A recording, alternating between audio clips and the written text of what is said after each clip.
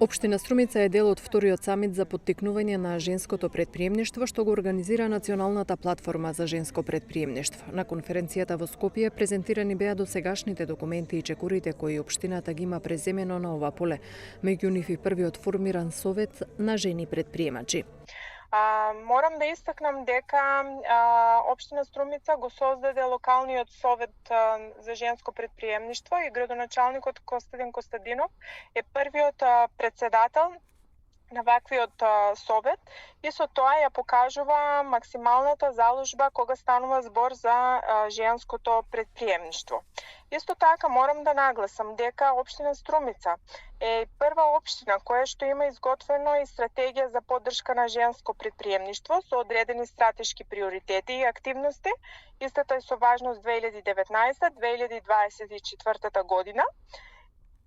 Така да меѓу нив меѓу стратешките приоритети се зголемување на бројот на жени претприемачки преку унапредување на деловно обкружување и бизнис климата во општина Струмица, подобрување на конкурентноста, унапредување на капацитетите, стимулирање на иновациите во женското претприемништво и градење на стратешки партнерства преку поврзување на жените претприемачки од општина Струмица.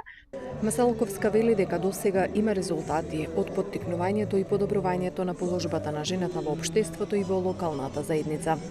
Струмица е родово сензитивна општина која со максимално почитување на националните мерки и активности, но и со своји посебни, усогласени со потребите на жените од локалната заедница, активно работи во унапредување на еднаквиот третман на мажите и жените. Како резултат на ова, се зголемува бројот на жените на раководните места во општинската администрација, како и во јавните општински предпријатија и институции.